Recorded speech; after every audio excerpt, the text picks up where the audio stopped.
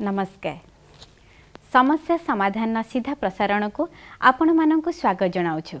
दर्शक बंधु, अनेक समय देखा जाए व्यक्ति विशेष निजर घर बा जमी क्रय करी विभिन्न प्रकार समस्यार सम्मुखीन होइथांती। जेपरी जमी रे किछि लिटिगेशन रही जाई थाए, घर करबा समय रे बा घर किणी करी पड़ोशी मानक सहित वाद विवाद लागी रही थाए। तेबे जन्म कुंडली रे ग्रह मानकर स्थिति किपरि रहिले व्यक्ति विशेष एहीपरि सबु समस्यार सम्मुखीन होइथाए, सेही संपर्क रे आज आमे जानिबा। प्रथमे स्वागत जणाइबा आमर विशिष्ट ज्योतिर्विद डॉक्टर भवानी शंकर महापात्र को। सर नमस्कार। नमस्कार। आम कार्यक्रम को आपन को स्वागत। धन्यवाद। सर ये कहतु आम जदि जन्म कुंडली को देखा, जन्म कुंडली रे ग्रह मानकर स्थिति किपरि रहिबा द्वारा ये जो व्यक्ति विशेष आम समस्ते जमी जमा घर को नहीं विभिन्न प्रकार समस्यार सम्मुखीन होइथाउ। निश्चित भाव में आज जो टॉपिक रही खाद्य वस्त्र एवं बासगृह, ये तीनोटी होची मनुष्यर मौलिक चाहिदा।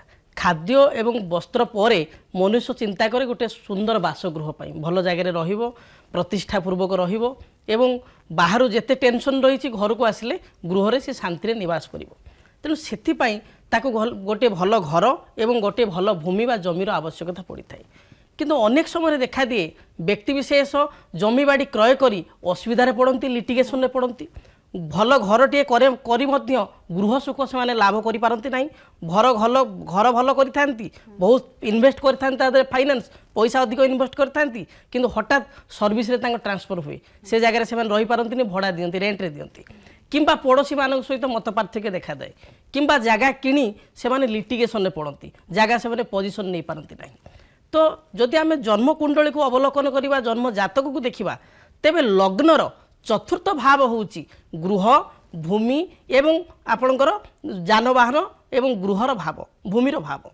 तेबे जदि आम चतुर्थाधिपति स्थिति को आम प्रथम तर्जमा करवा, जदि जन्म कुंडली रे चतुर्थाधिपति बा चतुर्थेश अष्टम रही लग्न ठारू, चतुर्थ स्थान ठारू अष्टम रही, चतुर्थ भाव ठारू अष्टम रही, चतुर्थाधिपति जदि नीच रही, दुर्बल रही, चतुर्थाधिपति जदि पाप ग्रहर द्वारा पीड़ित होती बा पापकर्तरी नामक जगरे चतुर्थाधिपति जगित होइछि, से क्षेत्र में व्यक्ति विशेष जमी बाड़ी किणी निश्चित भाव में असुविधार पड़े।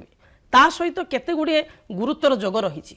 जदि जन्मकुंडलीर चतुर्थ भाव में बुध रही थाए, अवस्थापित होता है एवं ताकू मंगल शनि एकत्र भाव में गोटे भाव में थी ता प्रति दृष्टि निक्षेप करुथांती, ताहले आमे जानिबा व्यक्ति विशेष जमीटे क्रय कले ता जीवन से ठकामी पड़ो, चिटिंग रे पड़ो, किंबा जदि गृहटे करुच्ची तेबे गृह रे मध्य तार अधिक अर्थ इन्वेस्ट हो, घर काम अधारे रहिबो, से ताको कंप्लीट करि परिबो नाही।